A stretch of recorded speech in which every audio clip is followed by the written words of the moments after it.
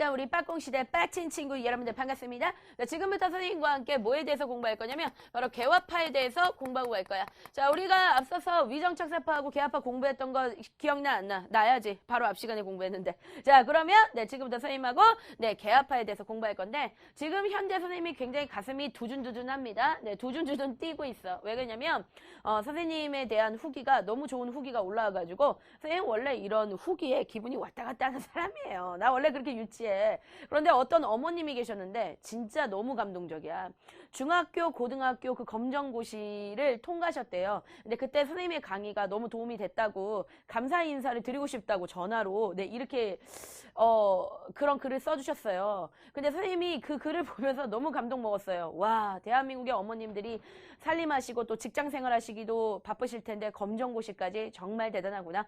우리 친구들한테 이런 얘기를 꼭 해주고 싶어서 야, 너네 더 대단해. 알았지? 대가리가 단단하다는 뜻이야. 자, 그럼 지금부터 선생님과 함께 개화파 잠깐 정리하고 가도록 할 건데, 자, 개화파는 뭐라고? 문을 열자라고 얘기했던 애들인데, 자, 일단 개화파의 계보를 가만히 보면 얘는 누구부터 시작하는 애들이냐면 바로 북학파부터 시작되는 거야. 자, 우리가 북학파는 이제 과거에 공부했었지. 자, 얘들 누구니? 실학자야. 그런데 이 북학파가 누구한테 영향을 주었을까? 자, 굉장히 중요한 애들이죠. 누굽니까? 통상 개화론자들이지. 자, 통상 개화론자. 자, 얘들 지금 계속 나오고 있는데, 야, 계속 나온다는 건 뭘까? 그만큼 굉장히 중요한 애들이지. 자, 통상 개화론자의 가장 대표적인 박규수 이런 인간들 있잖아. 그러니까 얘네들의 영향을 받았다라고 보고, 그 다음에 너희들 비상교과서를 보고 있는 애들이 있을 수 있는데, 거기서는 통상 개화론이라고 얘기 안 해. 그럼 뭐라 그러냐면 통상 개국론이라고 얘기해요. 그러니까 모든 교과서가 통상 개화론이라고 얘기할 때 비상만 통상 개국론을 얘기하고 있어. 근데 되게 웃긴 건 이 역사를 전공하는 친구들한테 선생님이 다 연락을 해봐도 야, 너 통상 개국론이라고 들어봤냐? 그러면 뭔 소리야? 다 그래요. 그러니까 왜 비상에서 그렇게 표현하는 이유를 선생님은 알 수 없지만 어쨌든 간에 여러분들 통상 개화론자들이 있습니다. 자, 얘네들에 의해서 또 영향을 받아. 그래서 만들어진 게 바로 뭐냐면 개화파다. 자, 개화파의 근본에 누가 있어? 북학파 실학자. 그런 다음에 통상 개화론자. 그래서 만들어진 게 누구? 개화파. 이렇게 정리하고 갈게. 자, 그런데 이 개화파가 크게 두 가지로 나누는데 첫 번째는 굉장히 부드러운 아이들이 있어요. 자, 이런 애들을 갖다가 우리는 뭐라고 부를까? 옹건개화파라고 얘기하는 거야. 선생님처럼 어떻다고? 야, 얘들아, 나 보면 어떠니? 부드럽잖아. 그래서 부드럽다 뭐야? 옹건개화파. 그런데 또 누가 있냐면 아주 급한 애들이 있어. 그런 애들이 누구냐면 급진개화파 이렇게 얘기할 수 있는데 이 옹건개화파의 가장 대표적인 사람 알아둘래? 자, 명성황후가 옹건개화파야. 자, 그 다음에 또 대표적인 인간이라고 얘기한다면 여러분들 어윤중 이런 사람들 있고요. 그 다음에 좀 유명한 사람 중에서 김홍집이라고 있습니다. 누구? 김홍집. 누구? 김홍집. 자, 김홍집 꼭 기억하고 간다. 그 다음에 급진개화파의 가장 대표적인 사람은 선생님이 저번 시간에 누구 기억하라 그랬어? 옥균이. 자, 누구? 김옥균이. 김옥균 기억하고 그 다음에 박영효까지 여러분들 조금 기억을 하고 할게요. 특히 여러분들 급진개화파 하면은 김옥균, 박영효, 그 다음에 홍영식 이런 사람들이 좀 나오는데 특히 김옥균과 박영효 시험제 1타니까 좀 기억해주고 가는데 지금 선생님이 써드린 이름 정도는 좀 기억을 해야지 여러분들이 시험 문제 풀 때 좀 어렵지가 않다. 자, 개화파는 기본적으로 문을 연다는 건데 이 옹건개화파라는 애들은 좀 어떤 애들이냐면 부드러운 애들이라고 했죠. 그렇기 때문에 얘들은 어떤 서양이나 일본한테 문을 열기는 열되 우리 조선의 상황이 있기 때문에 그 상황에 맞춰서 좀 열자 이런 거예요. 그러니까 뭔가 점진적인 애들이야. 자, 다시 한번 정리해 줄게요. 얘네는 어떤 애들이라고? 점진적인 개혁을 얘기해. 점진적 개혁. 그런데 그에 비해서 자, 급진개화파는 뭐냐면 야, 무슨 소리야. 지금 우리나라가 이 모양 이 꼴인데 빨리빨리 열어가지고 뭔가 빨리빨리 바꾸고 빨리빨리라고 얘기하는 애들이지. 그래서 우리가 급진개화파라고 하죠. 그래서 얘들은 뭔가 개혁을 좀 적극적으로 개혁해야 되지 않느냐라고 그렇게 얘기를 하는데 일단 선생님이 옹건개화파에 대해서 먼저 설명해 줄 건데 얘네들이 모델로 삼은 애들이 있어요. 그게 바로 누구냐면 청나라인데 청나라에서도 그 당시에 이제 개혁을 하긴 했었어. 그런데 청나라에서 했었던 개혁의 모양이 뭐냐면 양무운동이라고 있는데 자, 양무운동이라는 건 이름을 통해서 알 수 있지 서양의 무기를 받아들이자 이런 거야. 그런데 양무운동은 실질적으로 청나라에서 실패했어요. 왜냐면 서양의 무기 같은 것들을 받아들였어. 왜? 우수하니까. 그런데 근본적인 제도 개혁은 하지 않았어. 선생님이 앞서서 설명할 때 이 근대화라는 것은 단순하게 막 공장 짓고 그 다음에 무기 좀 신식으로 갈고 그거 근대화라고 하지 않았잖아. 그 정도 가지고 안 되고 아예 정치 같은 것도 굉장히 발전돼야 돼. 자, 그런데 왕이 있습니다. 그런데 왕이 겁나 씨빠빠 롤라야. 그러면 이런 거 어떻게 해야 돼? 쳐내고 서구식으로 막 이렇게 지금 오늘날 우리나라가 하고 있는 뭐 대통령제처럼 그런 식으로 서구식 그런 걸 갖다 뭐라 그러면 서구식 의회제도라 그래. 의회를 거꾸로 해봐. 회의지. 그러니까 회의를 통해 가지고 어떤 왕이 있으면 왕이 자기 맘대로 우악 막 이렇게 정치하는 게 아니라 자 서구식 의회주의라는 건 회의를 한다. 회의가 뭐야? 그러니까 한마디로 말하면 국민들하고 회의하면서 결정한다는 거야. 그러니까 얼마나 좋니? 그러니까 이렇게 발전된 모델로 해야 되는데 그 당시 청나라에서는 서구식으로 어떤 무기나 서양 기술은 받아들이겠다 이거야. 그러나 어떤 정치는 그대로 두겠다 이거야. 그러니까 왜냐면 그러니까 정치는 그대로 두겠다 이거야. 무슨 말인지 알겠지? 그러니까 이게 별로 모델이 좋지 않죠. 근데 당연한 거지만 온건개합하는 요 정도가 좋은 거지. 그러니까 점진적 개혁이라는 것은 뭐냐면 자 서구식으로 뭘 받아들인다. 자 무기라든가 또는 기술이라든가 이런 것들은 수용하지만 조선이 가지고 있는 어떤 제도 같은 거는 그대로 뭐 하겠다는 거야. 유지하겠다는 거야. 왜? 명성황후는 여러분들 황후야. 그치? 자기가 왕이란 말이야. 아니 제도를 바꾸고 싶겠어? 안 바꾸고 싶겠어? 안 바꾸게 싶겠죠. 그쵸? 그래서 얘네들은 어쨌든 간에 이렇게 하기 때문에 좀 약간 한계를 가지고 있지. 자 얘네들이 쫓아했던 게 누구다? 청의 양무운동을 쫓아했다. 그렇기 때문에 기본적으로 얘네들은 청에 대해서 어떤 생각을 가지고 있냐면 좀 친해요. 그래서 얘네들은 개화를 하고 싶은데 특히 누구 스타일로 개화한다? 청나라식으로 개화하고 그 다음에 청나라한테 문을 열고 싶어하는 애들 걔들이 바로 누구야? 온건개화파야. 정리했어. 자 그 다음에 이제 급진개화파에 대해서 얘기하면 얘는 모델이 따로 있어요. 자 누굴까? 네 누굴까? 니폰이겠죠. 네 일본입니다. 자 그런데 일본은 여러분들 성공했죠. 자 그 근대 이름이 바로 뭐야? 메이지 유신. 자 그런데 여러분들 이 메이지 유신은 메이지라는 천황이 한 거야. 일본 천황이. 근데 이 일본 천황이 원래 머리를 이렇게 상투를 하고 있어요. 약간 이제 산다라박처럼 이런 머리를 하고 있는데 요거 딱 잘라버리고 지금 현재 남자들이 하고 있는 이제 짧은 머리 있잖아. 이런 식으로 바꿨어. 그런 다음에 자기 자체가 어떻게 했냐면 원래는 자기가 천황이니까 자기 맘대로 우악 막 이렇게 정치할 수 있어. 그런데 그렇게 정치하지 않고 국민들이 만들어낸 그 법에 의해서 막 정치를 하기 시작했단 말이야. 이게 바로 뭡니까? 국민들의 의견을 들어가죠. 서구식 의회주의를 받아들였다는 거죠.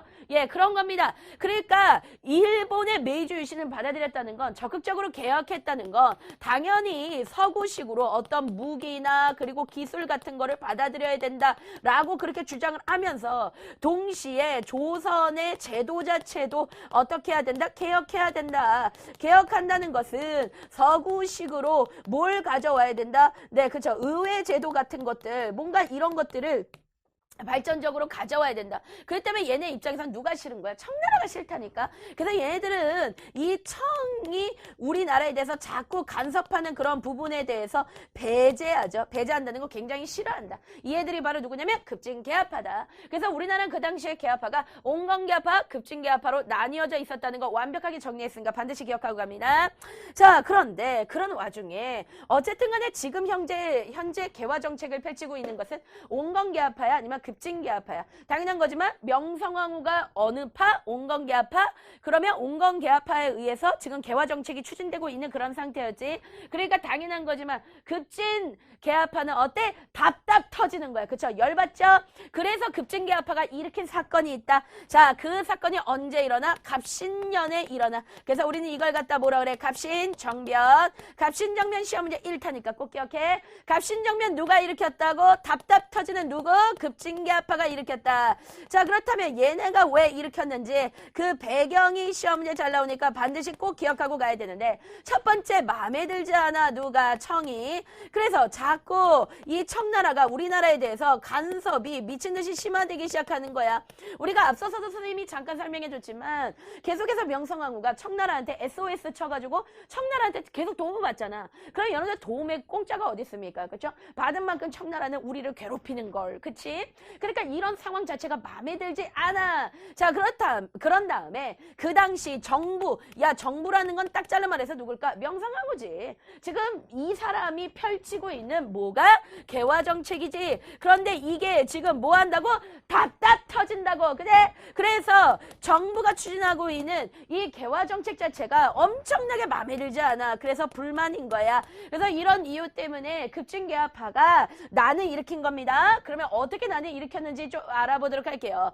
일단 그 당시 이제 우리나라에 우정국이라는 게 들어와. 조금 더 자세히 얘기하면 우정총국이라고 얘기할게. 이거는 오늘날로 얘기했을 때보다 우체국이야. 근데 우리나라에 이제 우체국이 생기면서 당연한 거지만 막 외국 공사관에 있는 사람들이라든가 이런 사람들을 다 모셔요. 그런 다음에 어땠을까요? 축하잔치를 펼치고 있겠지. 파리를 하고 있는 겁니다. 네, 파리, 파리, 우정총국, 파리, 네, 우정총국. 이걸 갖다 우리 뭐라 그래? 네, 축하요. 선생님도 가끔가다 선생님 자신에 대해서 굉장히 궁금해.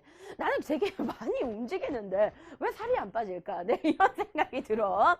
자, 어쨌든 우정총국 축하연을 딱 하게 된 거야. 그래서 이때가 딱 이제 좋은 아주 기회다라고 생각해가지고 이 급진개화파들이 갑자기 폭탄을 빵 하고 터뜨려. 근데 그거는 그냥 폭탄만 딱 터트린 것뿐이지 무슨 일이 벌어지거나 한 건 아니야. 그런 다음에 얘네들이 잘못된 정보를 명성황후와 고종한테 딱 흘려보내서 뭐라 그러면 지금 궁궐 안에서 테러가 일어났다는 거야. 그러니까 빨리 피하라는 거야. 그래가지고 명성황후하고 그 다음에 고종이 그 소리에 어땠을까? 낚였어요. 그래서 어떻게 했을까요? 네, 겁나 네, 이렇게 도망을 갑니다. 그래서 그 틈을 딱 치고 들어가가지고 이 급진개화파가 어떻게 했었느냐? 네, 그죠. 정권을 잡게 되죠. 그런 다음에 얘들이 어떤 서구식 의회 제도를 딱 들어옵니다. 의회 제도. 그러니까 급진개화파가 어느 정도 이거를 성공한 거야. 이게 바로 뭐냐면 갑신정변이야. 그래서 갑신년에 급진개화파가 우정총국 축하연 때 어떤 이제 폭발을 일으켜가지고 얘네가 정권을 잡은 거, 그걸 갖다 우리가 뭐라 그래? 갑신정변이다 라고 그렇게 얘기를 해요. 그래서 나름대로 서구식 의회제도를 딱 만들고, 서구식 의회제도를 하기 위해선 기본적으로 뭐가 필요할까? 법이 필요하지. 그래서 이때 만들어진 법이 있어. 그게 바로 뭐냐면 14개조 정강이라는 걸 만들었어. 자, 뭘 만들었다고? 네, 14개조 정강을 만들었어. 그런 다음에 그 당시 우리나라에 들어와 있었던 외국 공사관들이 있을 거 아니야. 얘들한테 다 연락을 해가지고 우리 조선에 새로운 서구식 의회 정부가 들어섰으니까 야, 니네 다 알아둬라. 이렇게까지 얘기를 했었단 말이야. 근데 이거를 가만히 보고 있었던 누구? 명성황후. 그러니까 명성황후가 이거를 갖다가 가만히 보다 보니까 뭔가 좀 잘못되게 지금 돌아가고 있는 것 같아. 그래서 명성황후가 바로 어떻게 했을까? 네, 청나라에 지원 요청을 하게 됩니다. 자, 그래서 이때 누가 들어오게 되냐면 자, 청의 군대가 우리나라에 들어오게 되면서 자, 급진개화파가 서구식 의회 제도의 새로운 정부를 세웠어. 근대적 정부를 세웠어. 그러나 이 정부는 청나라 군대에 의해서 자, 며칠 만에 없어지게 되냐면 3일 만에 없어져. 그래서 우리가 이걸 갖다가 뭐라 그래? 네, 3일 천하다라고 그렇게 얘기해. 즉 다시 얘기해서 자, 갑신정변 자체는 아예 뭐로 끝났다? 네, 실패로 끝났다. 우리가 그렇게 보고 가면 될 것인데 사실 여러분들 이 갑신정변의 결과가 굉장히 중요하다. 자, 이 결과가 네, 시험 문제 1타니까 반드시 꼭 기억해야 돼. 일단 첫 번째, 우리가 누구한테 도움을 요청했다고? 청나라한테 지금 도움을 또 요청했지, 명성황후가. 그랬기 때문에 당연한 거지만 계속해서 뭐가 심해졌을까? 네, 청나라의 간섭이 심해졌겠지. 그래서 얘가 미친 듯이 네, 내정 간섭을 하기 시작했어. 그 다음에 자, 우리는 일본과 우리나라 사이에 조약을 하나 맺었습니다. 그 조약이 바로 뭐냐면 네, 한성조약이야. 그래서 이 한성조약은 우리나라가 일본과 맺었는데 이 조약을 맺었던 이유는 바로 뭐냐면 배상금을 지불하라. 왜냐면 우정총국 축하연 때 사실 사람들이 몇몇이 죽었단 말이야. 근데 그중에 일본인들이 몇몇이 섞여가지고 죽어버렸어요. 그 때문에 그거에 대해서 어떻게 해라? 돈 내놔라 해가지고 우리가 배상금 또 일본한테 지불해줬단 말이야. 그런데 이게 되게 좀 특이한 것 중에 하나가 뭐냐면 자, 일본과 또 조약을 맺어요. 누가? 청나라가 조약을 맺어. 이게 되게 황당하지. 이 조약을 갖다 우리는 뭐라고 부르냐면 텐진조약이라고 하는데 이거는 뭐냐면 만약에 서로 군대를 파병한다라고 한다면 어떻게 해라? 서로 알려주자. 다른 말로 통보하자라고 얘기한 거야. 이거는 그런 거야. 우리가 청나라한테 도움을 요청해서 청나라 군대가 딱 들어왔어. 그러니까 이제 일본 입장에서는 이제 똥줄 타기 시작하는 거야. 와, 점점 가면 갈수록 조선이 이제 청나라하고 너무 친해지는구나. 그러면 우리는 언제 조선을 쳐먹을 수 있을까? 막 이런 생각이 들기 시작하는 거지. 그래서 일본이 청나라한테 가가지고 야, 너 군대 파병할 때 나한테도 좀 알려줘. 그럼 나도 같이 군대 파병할 테니까 우리 서로 좀 이렇게 그렇게 해보자. 대신 나도 군대 파병할 때 너한테 알려줄게 라고 얘기한 거야. 그게 바로 뭐냐면 여러분들 텐진조약이야. 그래서 여러분들 갑신정변의 결과 시험 문제 1타니까 반드시 꼭 기억해야 된다. 자, 갑신정변의 결과 두 가지 조약이 맺어졌어. 하나는 한선조약, 그 다음에 두 번째는 텐진조약까지 맺어졌다는 거 기억하고 가는데 여러분들 갑신정변은요 엄청난 한계를 가지고 있어요. 사실 여러분들 방금 선생님이 얘기했던 급진계합파가 잘한 거야 못한 거야? 그렇게 못한 건 아니야. 왜냐면 이 사람들의 생각이 틀린 건 아니야. 만약에 갑신정변이 제대로 잘만 돌아갔었다면 요거는 오히려 우리나라의 엄청난 발전의 계기가 될 수도 있었던 거였지. 그치? 그러나 이건 기본적으로 한계를 가져요. 왜 그랬을까? 백성들이 관심이 없었어. 뭐라고?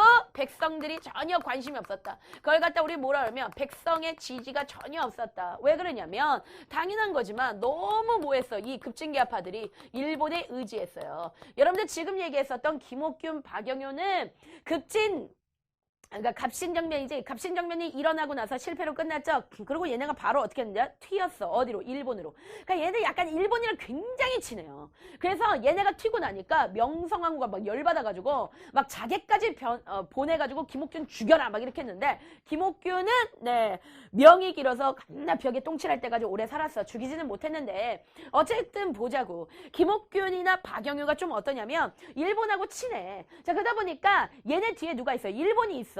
그러니까 얘네가 어떻게 이렇게 사람이 강 큰 행동을 할 수 있냐고. 그 배경에는 뭐가 있었냐면 일본이 뒤에서 도와준다 그랬어. 자기네가 군대를 풀어준다고 했어. 그래서 실제 청나라 군대가 들어왔을 때 일본이 원래는 같이 군대를 붙여서 싸워주기로 했었는데 어땠냐면 일본이 나 몰라라 하고 튀어버린 거야. 즉 일본이 도와주지 않았다니까. 어쨌든 간에 그런 모든 사실을 알았을 때, 자, 일본에 너무 의지한 이런 사실들을 알았을 때 백성들이 지지하겠어? 지지하지 않겠어? 지지하지 않겠죠. 그렇기 때문에 결과적으로 이건 어떠냐면 한계점을 가지고 있었어. 그러나 그럼에도 불구하고 갑신정변이 가지고 있는 어마어마한 의의가 있지. 자, 그 의의는 이런 겁니다. 이거는 뭐냐면 어떻게 보면 최초의 자 근대적인 그런 정부를 세우려고 했었던 그런 개혁의 모델이었다. 우린 그렇게 알 수 있는 거지. 언제 우리가 처음으로 어떤 서구식으로 의회 제도 이런 거 해봅시다. 우리가 언제 그런 얘기 했었어? 한 번도 그런 얘기 한 적 없잖아.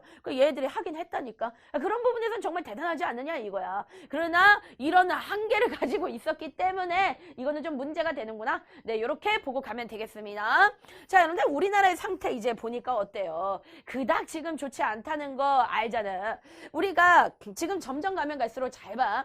우리나라 안에서 힘이 미친 듯이 커지는 애들이 있어요. 걔들 바로 누구야? 짱깨!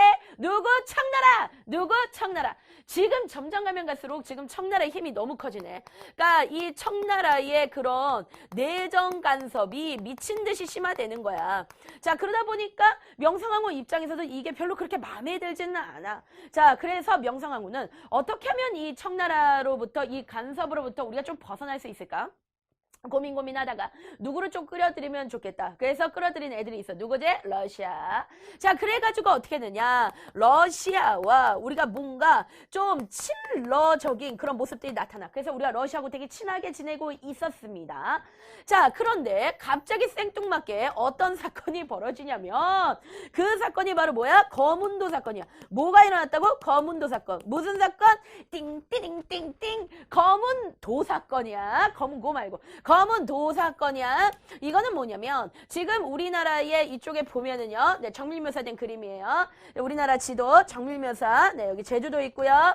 울릉도 독도. 자, 봐봐봐. 근데 우리나라 이쪽에 되게 코딱지만한 섬이 하나 있어. 네. 코딱지만한 섬. 그거 바로 뭐였을까요? 네, 띵띠링띵띵. 네, 거문도야. 그런데 이 거문도에 갑자기 누가 나타나냐면 되게 생뚱맞는데 영국이 나타났어요. 여러분들 되게 생뚱맞죠. 막 돌아버려 우리나라 역사가. 영국이 나타나가지고 이거를 갑자기 점령해버린 거예요. 이놈들이. 왜 그러느냐. 사실 그 당시에 영국 굉장히 잘 나갔어요. 그리고 러시아는 계속 남하 정책을 펼쳐. 그러면 러시아가 남하 정책 펼치고 영국이 잘 나가면 전 세계 전체에서 영국과 러시아는 미친 듯이 전쟁을 붙이고 있었어. 그치? 그런데 우리나라에서 누구의 파워가 세지는 게 보여? 러시아의 파워가 세지는 게 보여. 그러니까 영국이 안 되겠다. 러시아의 파워가 커지는 것을 막기 위해서 우리나라 거문도를 갑자기 점령해버린 거야. 그 사건이 바로 뭐냐면 거문도 사건이야. 알았어?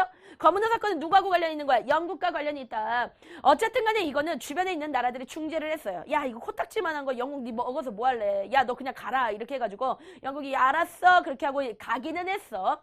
그래서 큰 사건은 없었지만 그러나 이거를 통해서 우리가 뭐를 알 수 있냐면 한반도를 둘러싸고 엄청난 뭐 위기감이 조성되는 그런 사건이 아니었냐. 우리 그렇게 얘기할 수 있는 거죠. 그러니까 뭐냐면 한반도란 나라는 굉장히 작은 나라인데 이 나라를 먹으려고 여러 나라들이 군침을 뚝뚝 흘리고 있다는 걸 우리가 너무나 여실히 느낄 수 있었어. 그래가지고 그때 당시에 우리 친구들 6.1준 좀 기억할게. 그 다음에 여러분들 부둘러 뭐라고? 네, 부들러라는 사람이 있어. 이거 독일 사람이야. 이 사람들 뭐냐면 야, 안 되겠다. 이렇게 강한 애들이 자꾸 한반도를 가지려고 하면은 큰일 나겠다. 그래서 이 한반도를 아예 뭐로 만들어버리자? 네, 중립국으로 만들자라는 말이 나오기 시작해. 그래서 이거를 갖다 우리는 한반도 중립국화론이라고 그렇게 얘기해. 중립국이라는 것은 뭐냐면 식민지로 그 나라도 어느 나라도 먹을 수 없어. 왜? 얘는 그냥 중간이니까. 얘 먹으면 안 돼. 그러니까 이런 말이 제기되기도 했다. 이 말은 뭐야?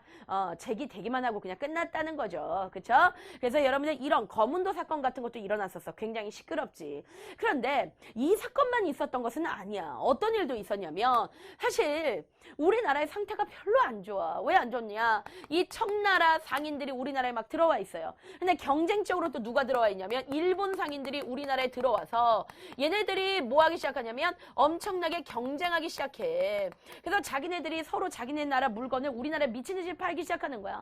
우리가 청나라 지금 현재 우리나라에서 청나라의 힘은 커. 근데 일본한테는 문을 열어줬어. 그러니까 청나라 상인들하고 일본 상인들이 들어와서 우리나라에 있는 것들을 막 가져가기 시작하는 거예요. 근데 특히 뭐를 많이 가져갔냐면 곡식을 굉장히 많이 가져갔었어. 근데 여러분들 아시겠지만 너희들 일본에 대해서는 우리가 이런 조약을 맺었었습니다. 일본한테는요 무제한으로 우리가 곡식을 주기로 했어요. 그러니까 곡식을 주는 게 아니고 사실은 수출하는 거야. 근데 돈을 거의 내지 않겠지, 그치? 그 조항이 있었단 말이야. 근데 한번 생각해봐. 우리나라도 기본적으로 똥줄타게 못 살아. 그치? 곡식이 모자라가지고 사람들이 어때요? 삐짝 꼬랐단 말이야. 근데 그런 상태에서 자꾸 일본 놈들이 우리나라에 있는 쌀을 미친 듯이 가져가기 시작했단 말이야. 그래서 이런 여러 가지 이유 때문에 우리나라 백성들이 어때? 살기가 힘들어. 그래서 선생님 몸매처럼 빼짝 꼬라. 자, 그래서 몇몇의 지방에서 선포한 게 있어요. 이게 중요한 거 꼭 기억하세요. 그게 바로 뭘까요? 방공령. 뭐라고? 방공령. 뭐라고? 방공령. 자, 방공령이라는 것이 뭘까? 방지한다. 뭐? 곡식이 나가는 거. 그러니까 더 이상 우리 지역에서는 곡식을 가져가지 마라. 왜? 우리 지역에 살고 있는 백성들도 못 먹고 사니까 야, 일본 절대 우리 지역에 있는 곡식은 가져가지 마. 라고 명령을 내린 몇 개의 지역이 있어. 그러니까 이것만 들어봤을 때는 어때? 굉장히 멋지지.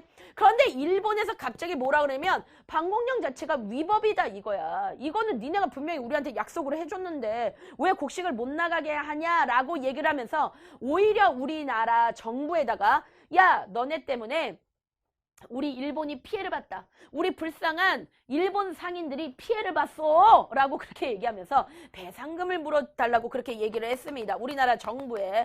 명성황후하고 고종한테 배상금 물어내. 너네 때문에 우리가 이렇게 됐잖아. 라고 얘기했어. 당연한 그냥 우리 입장에서 어때? 겁나 빡치지. 그러니까 어떻게 했을까? 물어줬지. 자, 그래서 우리가 어떻게 했어? 물어줬어요.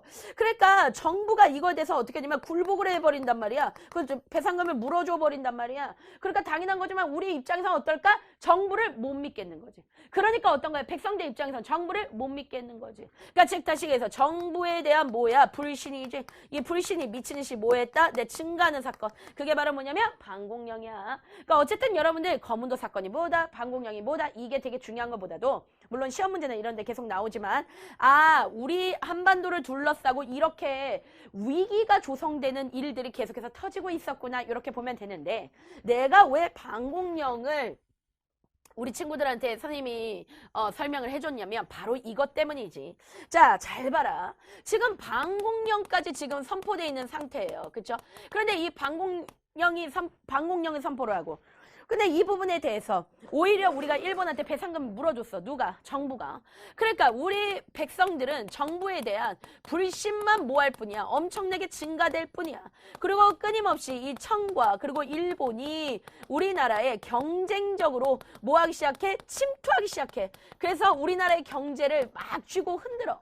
근데 게다가 우리나라 안에는 겁나 싸가지 없는 동물이 있어. 자, 겁나 싸가지 없는 동물. 바로 누굴까? 탐관 오리. 네, 그죠. 탐관오리입니다. 여러분들 탐관오리는 어떤 놈들이야? 그러니까 이거는 관리야. 그런데 엄청나게 세금 뜯고 이런 아주 못돼 처먹은 관리들 있죠? 그런 놈들을 갖다 우리가 탐관오리들이라고 얘기하는데 이 탐관오리들이 백성들을 엄청나게 괴롭히고 있었어요. 그래서 얘네들이 농민들을 어떻게 한다? 수탈, 괴롭히고 있었던 그런 상태야. 근데 이런 상태에서 자, 농민들의 마음을 그나마 만져주는 게 하나 있었어. 그것은 바로 뭐였을까? 동학이야. 그래서 이 동학이 교세를 확장하고 있었던 그런 상태다. 그래서 이 동학을 믿고 있었던 백성들을 중심으로 해가지고 여기저기서 집회들이 막 벌어지기 시작합니다. 근데 여러분들 여기저기서 발생된 집회, 지금부터 선생님하고 잠깐 설명을 해보고 갈 건데 첫 번째는 삼례라는 곳에서 모였어. 그 다음에 어디서도 모이냐면 서울에서도 모이고 그 다음에 공주에서도 모였다. 근데 이 집회에서 얘네들이 이 동학을 믿고 있는 사람들이 뭐를 갖다가 외쳤냐면 일단 첫 번째 교조 신원 운동을 한다. 교조 신원 운동이라는 것은 너희들 교조라는 건 뭐야? 이 종교를 처음으로 만든 사람이야. 그 사람 누구니? 최재우지. 근데 여러분들 최재우가 억울한 누명을 쓰고 정부가 최재우의 목을 따버렸었죠. 그렇죠? 그러니까 그거에 대해서 왜 누명 씌우냐 이거야. 교조 신원이라는 거. 신원이라는 건 뭐냐면 이 사람 잘못하지 않았다는 그 누명을 벗겨달라. 이런 운동을 여기저기서 벌이기 시작했고 그 다음에 그 당시 이제 동학에 대해서 정부가 좀 위협감을 느끼고 나쁜 종교라고 하면서 얘들 엄청나게 탄압했잖아. 그러니까 동학에 대해서 박해하는 것 자체를 좀 금지하라 라고 하면서 사람들이 모여가지고 엄청나게 집회를 열었어. 공조가 아니라 여러분들 공주입니다. 네, 공조가 아니라 네, 여러분들 공주예요. 네, 공주. 깨끗하게 지어볼게요. 네, 공주입니다. 이 공주가 생각나지 않으면 네, 선생님을 기억하면 돼요. 네, 공주. 자, 그래서 여러분들 삼례 집회, 서울 집회, 공주 집회에서는 이런 것들을 외쳤어. 그 다음에 여러분들 이제 보훈 집회로 가. 그러면 이 보훈 집회에서는 뭐를 외치기 시작하냐면 자, 백성들을 미친 듯이 괴롭히고 있었던 동물 누구? 탐관 오리! 네, 탐관오리지. 그래서 이 탐관오리들이 겁나 씨빠빠 룰라니까 얘네들에 대해서 좀 척결해야 된다. 척결이라는 건 잡아서 죽이든지 없애든지 뭐 이렇게 해야 되는 것이다. 그 다음에 외세를 배척하자. 그 당시에 자꾸 서양 애들이 쳐들어오고 일본 놈들이 쳐들어오니까 외세를 배척하자라고 주장하는 거야. 그래서 여러분들 이런 집회들이 있었다는 것까지 기억을 하는데 여기서 잠깐 선생님이 설명을 해주면 그렇다면 여러분들 동학이라는 종교의 성격이 나옵니다. 자, 어떤 성격을 가지고 있냐면 기본적으로 이거는 종교야. 근데 그러면서도 동시에 농민들 생각을 굉장히 많이 하죠. 그러니까 사회 개혁적인 그런 성향을 많이 가지고 있다는 거죠. 그래서 이런 탕관오리나 왕이나 이런 놈들이 잘못됐어. 이런 봉건주의 세력들이 잘못됐어. 뭐야? 반봉건이지. 그래서 기본적인 성향 첫 번째 뭐야? 반봉건이야. 그 다음에 두 번째는 뭐냐면 뭐를 배척한다고? 외세 배척. 외세 배척. 이거 혹시 아세요, 여러분들? 네, 이거 갑자기 수치 생각나지 않아? 네, 배드걸 굿걸. 네, shut up, boy. 할 때. 그건데 생각났죠? 수지 생각났죠? 선생님 보면서. 자, 외세 배척. 외세 배척. 이걸 갖다 우리 뭐라 그래? 반외세.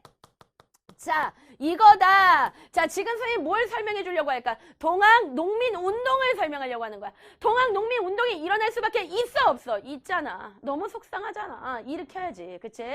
그래서 동학 농민 운동이 가지고 있는 기본적인 성향 두 가지. 뭐라고? 반봉건, 반외세. 자, 그러면 지금부터 선생님이 어떻게 하다가 동학 농민 운동이 일어나게 되는지 알려줄 건데 일단 동학 농민 운동 자체가 두 차례에 걸쳐서 일어났어. 자, 첫 번째 1차 봉기 알려줄게요. 자, 1차 봉기는 전봉준하고 관련이 되어 있었는데 자, 그때 당시에 자, 전라도로 가볼게. 전라도 고부라는 땅이 있었어. 그런데 이 고부 땅을 다스리고 있는 고부 군수가 있었는데 걔가 바로 뭐냐면 네, 조병갑이라고 있습니다. 조병갑. 조병갑 담배 한 갑 말고 조병갑. 자, 그래서 여러분들 조병갑 반드시 꼭 기억하고 가는데 얘가 그 유명한 바로 뭐야? 탄관오리야. 그래가지고 얘가 미친 듯이 농민들을 막 괴롭히고 있었어. 그래서 농민들한테 세금을 모아고 있었던 엄청난 수탈하고 그 다음에 농민들을 막 수탈하고 괴롭히고 했었던 놈 누구야? 조병갑이야. 근데 이 농민들을 괴롭히는 과정 속에서 누구를 괴롭혔었냐면 여러분들 전봉준의 아버지가 있었어. 그런데 이 아버지가 굉장히 훌륭한 사람이에요. 그래서 이 사람이 조병갑을 찾아가가지고 이 농민들 너무 괴롭히지 말고 조금 어르신이 좋은 아량으로 이 농민들을 좀 잘 대해주셨으면 좋겠습니다 라고 그렇게 얘기를 했어요. 대표로. 그러니까 굉장히 훌륭하신 분이지. 근데 그거에 대해서 조병갑이 바로 뭐라 그러면 야, 저 늙은이 데리고 와. 한 다음에 바로 그냥 바지를 벗겨가지고 그 자리에서 곤장을 100대를 쳤습니다. 당연한 거지만 여러분들 곤장 100대 여러분들 맞았다고 생각해보세요. 뼈가 다 드러나고 그 다음에 살가죽 다 벗겨지고 결국 어떻게 됐을까? 이 할아버지가 죽었단 말이야. 그래서 하여간 굉장히 못돼 처먹었어요. 그래서 이런 모든 사실을 알게 된 누구? 네, 전봉준입니다. 그래서 전봉준이 농민들을 데리고 가가지고 그때 당시에 관할을 습격했어. 그런 다음에 거기에 있는 곡식들을 다 빼가지고 서는 이거를 농민들한테 다 나눠줬단 말이야.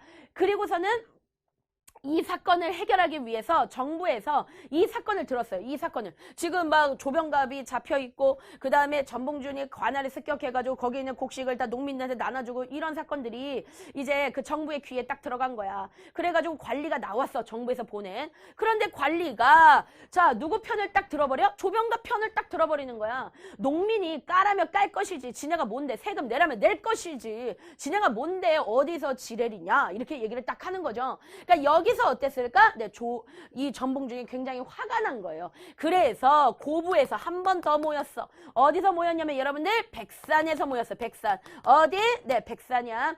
고부 백산에서 전봉준 그 다음에 또 유명한 사람 중에서 김계남 이런 사람들이 있습니다. 이렇게 모여가지고 여기서 봉기를 일으켰단 말이야. 이게 바로 뭐야? 네, 1차 봉기가 되는 겁니다. 1차 봉기는 가만히 보니까 조병갑과 같은 나쁜 봉건 세력들한테 반대한 거죠. 뭐야? 반봉건이지. 자, 어떤 성격을 가지고 있다고? 반봉건인 성격을 가지고 있다. 그리고 그때 외쳤었던 구호가 두 가지가 있어. 첫 번째는 뭐냐면 보국안민이라는 거고 그 다음에 두 번째는 뭐냐면 제포구민이라는 걸 외쳤다. 야, 보국안민이라는 건 뭐니? 나라를 보호하고 그리고 백성들을 안전하게 하겠다라고 외친 거죠. 아, 정말 멋집니다.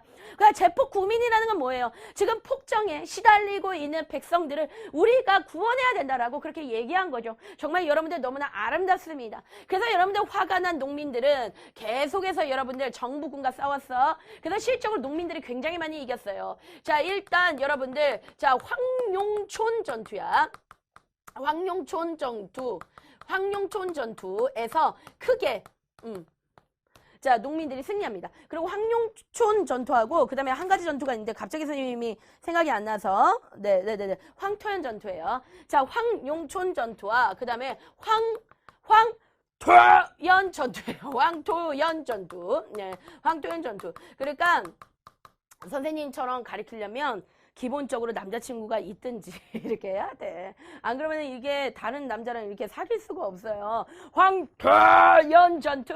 그래서 여러분들 황룡촌 전투와 황토현 전투에서 농민들이 크게 승리해. 자, 그러면서 이제 계속 가는 거야. 여러분들 전라북도의 최고의 중심지가 있습니다. 자, 비빔밥으로 유명해. 어디? 전주. 그치? 전주야. 자, 그래서 이 전주까지도 딱 점령을 하게 된 거죠. 자, 그러다 보니까 어떠냐면은 이 고종하고 명성황후가 굉장히 두려워하는 거야. 계속해서 농민들이 막 치고 올라오는 거야. 그러니까 굉장히 두려울 수밖에 없지. 그래서 명성황후가 굉장히 잘하는 거 있어. 그거 바로 뭘까요? 네, 그죠. 청나라한테 SOS 요청했어. 야, 나 좀 도와줘 라고 얘기한 거야. 그래서 갑자기 이때 청나라 군대가 들어옵니다. 그런데 그 당시에 청나라와 일본 사이에 맺어진 조약이 뭐야? 텐진 조약이지? 근데 그 텐진 조약에 의해서 청나라 군대 들어오니까 자동으로 누구 들어와? 니폰이 들어왔어. 그래서 일본 군대까지 들어오고 들어오네. 이거를 농민들이 가만히 보니까 큰일 나게 생긴 거야. 얘네 둘이서 우리나라를 사이에 두고서는 지들끼리 전쟁이 붙게 생겼어. 이건 농민들이 원한 게 아니거든. 그래서 농민들이 바로 어떻게 했냐면 정부에 사신을 보내가지고 야 우리 화해하자라고 한 거야. 당연한 거지만 정부 입장에서는 죽게 생겼다가 네 잘 된 거죠. 그래가지고 서로 화해를 한다. 이걸 갖다 우린 뭐라 그러면 전주 화약이다 라고 그렇게 얘기해. 자 그런데 이 전주 화약에서 농민들이 뭐라고 얘기했냐면 지금 내가 원하는 이 두 가지만 네가 들어주면 정부가 들어주면 야 우리 알아서 자진 해산할게 라고 얘기했어. 그런데 그 두 가지가 뭐냐. 첫 번째는 집강소를 설치해달라. 이 집강소라는 것은 일종의 말은 뭐냐면 자 농민 자치기구 그러니까 농민들이 모여가지고 시원하게 우리가 자치라는 건 뭐야? 스스로 이 지역을 다스린다는 거야. 그러니까 농민들이 회의해가지고 이 우리가 잘 살 수 있도록 스스로 회의할 수 있게 이런 직강소 같은 걸 만들어달라고 얘기했어. 그래서 실제로 직강소 만들었을까 안 만들었을까? 만들었지. 저희 시험 문제 잘 나오죠. 어디다 만들었어? 어디? 전라도, 그치?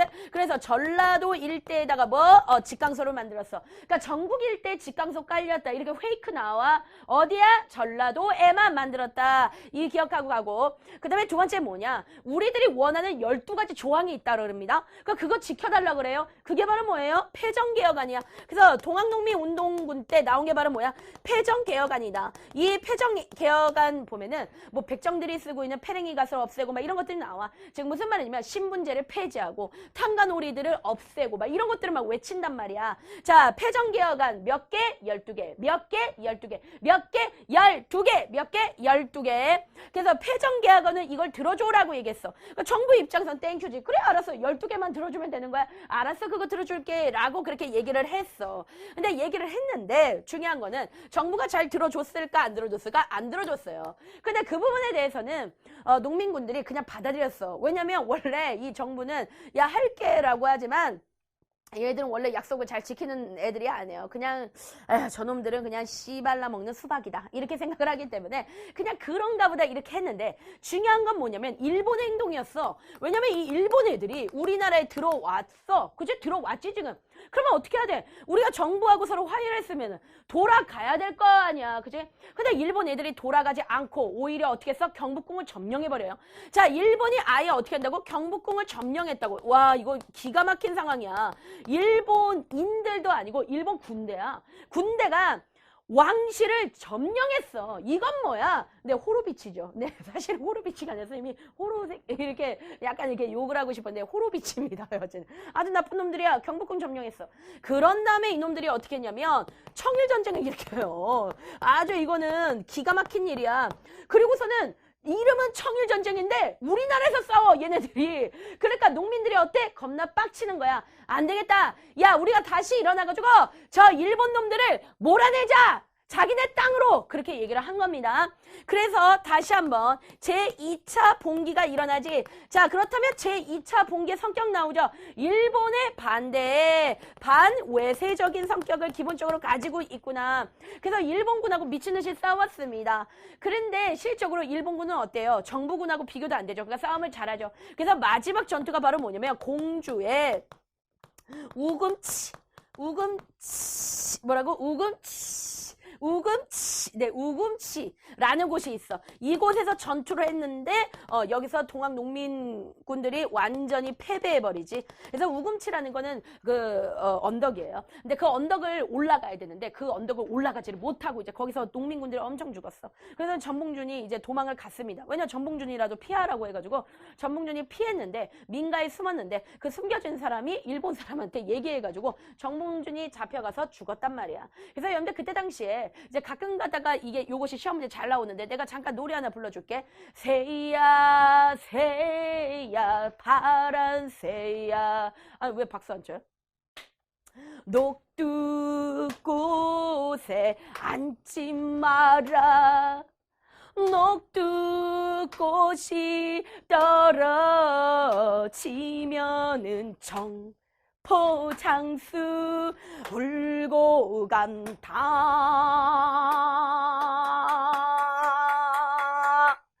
여러분들 이 노래 있어. 새야 새야 파랑새야. 녹두꽃에 앉지 마라. 여기서 얘기는 녹두는 누굴 얘기하는 걸까? 전봉준이에요. 전봉준이 죽으면 청포장수는 누굴까요? 농민들이 울고 간다는 거예요. 여러분들 그런 겁니다. 녹두장군 정봉준입니다. 그러니까 여러분들 만약에 이 노래 가사가 나온다면 아 이거 정봉준 이거 기억할 수 있죠? 어쨌든 우금치 전투에서 패배하고 정봉준이 처형되고 나면서 아예 동학농민운동 자체는 아예 뭐로 끝났다? 실패로 끝나게 되었다는 거죠. 그러나 동학농민운동이 가지고 있는 엄청난 의의는 있다. 그 의의는 뭐냐면 동학농민운동이 나중에 가보개혁이라는 정부가 하는 그 개혁이 있어. 근데 여기에 어느 정도는 반영되었다는 거. 그러니까 그런 부분에서는 동학농민운동이 가지고 있는 약간의 의의를 가지고 있다는 거 여러분들 알아두시고 이거는 여러분들 굉장히 훌륭한 거예요. 동학농민운동이 만약에 성공했었다면 어땠을까? 네, 이런 것도 한번 생각을 해보면 우리나라가 일본의 지배를 받지 않았을 거라고 그렇게 생각합니다. 근데 여러분들 실패하는 것을 두려워하지 마세요. 그렇다고 내가 지금 여러분들 보고 네, 어떤 농민운동을 일으키라는 거 농민은 아니죠. 여러분들은 그러면 여러분들은 뭐냐면 여러분들은 네, 중딩운동인데 중딩운동 네, 이런 거를 일으키라는 건 절대 아니야. 네, 그냥 닥치고 공부해. 네, 엄마가 더 무서우니까. 네, 여러분들 열심히 공부하시기 바랍니다. 자, 여러분들 그겁니다. 이 동학농민운동을 딱 보면서 명성황후 고종황후가 두려웠어. 와, 이 백성들 그냥 가만히 두면은 얘네들 아무것도 아닌 줄 알았어요. 그런데 지렁이도 밟으면 뭐가 되는 거야? 비워가 되는 거야. 와, 이거 대단하구나. 이 농민들 가만히 있으면 안 되겠다. 어느 정도는 농민들의 의견을 수용해가지고 뭔가 좀 바꿔봐야 되겠네라고 생각한 거야. 그래가지고 정부가 어떤 개혁 의지를 가지고 있어서 정부 스스로 만든 게 바로 뭐냐면 교정청이라는 걸 만들었어. 그런데 일본이 경복궁을 점령했지.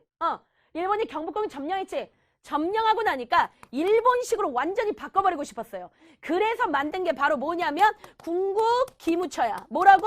궁국기무처. 그러니까 교정청은 명성황후가 만든 거야. 근데 이 교정청을 없애버리고 궁국기무처라는 걸 만들어서 개혁을 추진해. 그것이 바로 뭐냐면 가보개혁이야. 얘들아 지금 잘 알아도 가보개혁은 일단 여러분들 두 개로 되어 있어요. 1차 개혁이 있고 그 다음에 2차 개혁이 있어. 그런데 어쨌든 간에 가보개혁은 시험문제 이게 나와. 가보개혁은 어떤 기구를 중심으로 했는가? 정답은 궁국기무처야. 이거를 중심으로 했다는 거야. 그리고 일단 일본은 자기네 스타일로 다 바꿔버리고 싶어. 이 조선을 그러기 위해서는 누가 필요 없어. 일본 명성황후 굉장히 싫어요. 왜? 명성황후 여러분들 실적 굉장히 똑똑한 여자입니다. 싫어합니다. 그래서 누구를 딱 세워버리냐면 그 당시 계합파 중에 한 명을 잡아. 그 사람이 누굴까? 집이에요, 집. 뭐예요? 김홍집이죠. 그 김홍집을 잡습니다. 그래서 이 김홍집에 의해서 뭔가 가보개혁이라는 것을 실시하기 시작한단 말이야. 근데 이때는 지금 선생님이 지금 설명하는 건 1차 개혁인데 이 1차 개혁 때는 일본이 별로 이렇게 얘들이 여기서 개혁에 참여하지를 못해. 왜 그러냐면 그때 당시에 얘네가 청일전쟁을 하고 있었기 때문에 전쟁안으로 바빴어요. 그죠? 그러니까 요거의 개혁에 참여를 하지 못합니다. 그러면 1차 개혁 때 뭐를 바꿨는지 그 개혁의 내용을 알아볼게. 근데 얘들아 가보개혁하면은 만약에 시험 문제가 한 문제 나온다면 이 개혁의 내용에서 시험 문제 나올 거예요. 그러니까 그 정도로 여러분들 개혁의 내용이 굉장히 중요해. 일단 정치면에서 가만히 보니까 과거제를 폐지했어. 과거제를 여러분들 폐지를 했고 그 다음에 자 국정사무와 그 다음에 왕실사무가 있었는데 이거를 갖다가 아예 어떻게 했다? 네 그죠 분리해버립니다. 그러니까 이거는 무슨 말이랑 똑같냐면 옛날에는 왕이 있어. 그러면 이 왕이 혼자 뭐 한 거야? 정치한 거야. 이렇게 하지 말고 이거를 근대적으로 바꾼 거야. 왕은 그냥 왕이야. 넌 그냥 왕이니까 닥치고 있고 국정은 의원들을 뽑아 지금처럼. 그래서 이렇게 따로 하겠다는 거야. 그러니까 이건 근대적으로 이런 식으로 바꿨다는 거야, 정치는. 이거 외에도 몇 가지 더 있지만 대표적으로 시험지 잘 나오는 거 내가 적어주는 거야. 그러니까 이 정도 내용을 알고 있으면 가보개혁에 대한 문제는 풀 수가 있어. 그 다음에 자 우리가 경제적인 측면으로 본다면 자 이게 굉장히 중요한데 재정관청을 일원화했다. 자, 이 말은 굉장히 중요한 건데 재정관청이라는 건 재정, 그러니까 돈, 세금을 걷어들이는 그 기구 자체를 하나에서만 걷어들이게 했다는 거야. 지금 같은 경우 우리가 국세청이라고 해서 세금 걷어들이는 기구가 딱 하나죠. 그러나 이 당시만 하더라도 뭐 예를 들어서 개인적인 막 서원에서도 세금을 걷고 그 다음에 누구냐면 막 사또가 와서 야 내다 이렇게 할 수도 있고 그러니까 이게 뭐냐 이거지. 그래서 하나로 재정관청을 일원화했다. 이 굉장히 경제면에서 이런 부분 굉장히 중요하고 자 그리고 조세의 급납화 이런 것들이에요. 그러면 그전에는 조세, 세금 뭘로 냈다는 거야? 쌀, 곡식으로 냈어. 근데 이제 돈으로 내라. 이런 거야.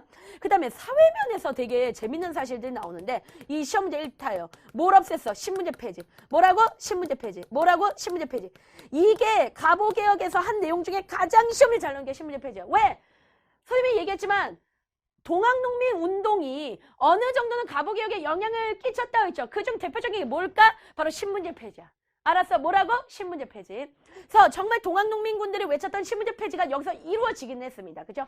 그리고 그때 당시에 우리나라는 조혼이란 제도가 있어. 그러니까 여자들이 일찍 결혼하는 거야. 그런데 이거 금지했고요. 그 다음에 과부가 재가를 하는 부분에 대해서 허용을 했습니다. 재가라는 것은 무엇이지? 다시 시집가는 거. 이런 것들을 허용을 해줬어요. 이게 바로 뭐냐면 1차 가보개혁에서 일어났던 내용이야.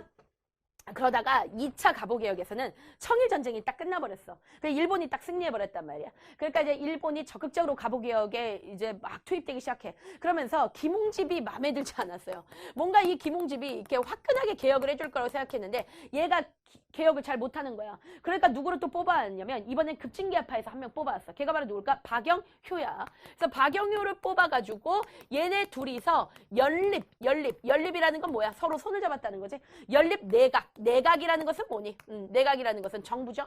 그러니까 김홍집 박영효를 중심한 연립내각에 의해서 다시 한번 개혁을 펼쳐. 그것이 바로 뭐냐면 2차 가보개혁이 되는 거야. 이때부터는 일본이 집중적으로 막 이렇게 투입이 됩니다. 그래서 일본이 고종을 막 시켜가지고 일본식의 법을 선포하게 해. 근데 그게 몇 개냐면 14개야. 그래서 그걸 갖다 우리 뭐라 그래? 홍범 14조. 그래서 이때 나온 게 홍범 14조야. 홍범 14조. 이거를 갖다가 발표했고 그다음에 고종이 교육 입국 조서라는 걸 발표해가지고 우린 교육 입국 조서는 뭐냐면 앞으로 이제 조선에 교육을 어떻게 할 것인가 이거에 대해서 발표한 거야. 교육 입국 조서. 알았지? 그래서 너희들 이것만 기억하자고. 가보개혁하면 사실 지금 쌤이 설명해준 이런 내용보다도 뭐가 잘 나오냐면 가보개혁에서 했었던 그 개혁의 내용이 있어요. 개혁의 내용. 지금 쌤이 얘기했던 과거제 폐지, 국정사무, 왕실사무 분리부터 해가지고 교육입국조서까지 해서 이 개혁의 내용이 시험지에 가장 잘 나오니까 반드시 꼭 기억을 하고 지금은 선생님이 1차고 2차로 나눠놨어. 왜냐면 책에 그렇게 나오니까. 근데 개혁의 내용을 물어볼 때는 그냥 얘네들 다 섞어놓고 다 섞어놔요. 그리고 그 뒤에 배우는 뭐 을미개혁이나 앞으로 그런 개혁들이 계속 나올 건데 그 개혁의 내용도 다 섞어놔 버려. 그런 다음에 다음 중 가보개혁만 뽑아라. 그러면 여러분들은 얘네들을 그냥 막 뽑아버리면 되는 거야. 알았지? 그리고 이것만 선생님이 얘기할게. 되게 신기한 것 중에 하나는 뭐냐면 1차 개혁 때 군국기무처를 만들었지. 그런데 2차 개혁 때는 군국기무처 자체를 필요 없다고 좀 생각해요. 이거를 일본이 아예 이런 거 자체가 아예 필요가 없는 거야. 왜? 일본이 이제 청일전쟁이 끝났기 때문에 자기네가 직접 와서 해버리면 되니까 그래서 군국기무처를 폐지해. 알았지? 근데 그럼에도 불구하고 시험 문제에 가보개혁을 했던 중심 기구가 뭐냐라고 물어보면은 그럼에도 불구하고 군국기무처야. 알았어? 2차 때 폐지하긴 했지만 그럼에도 불구하고 뭐라고? 군국기무처. 시험 문제 나오는 거 내가 지금 정리했어. 자, 선생님하고 가보개혁까지 정리할게요. 그리고 이어가지고 바로 삼국간섭. 이것도 아주 그냥 빡치는 내용들이야. 네, 요거 공부하도록 하겠습니다. 네, 조금 이따 보도록 할게요.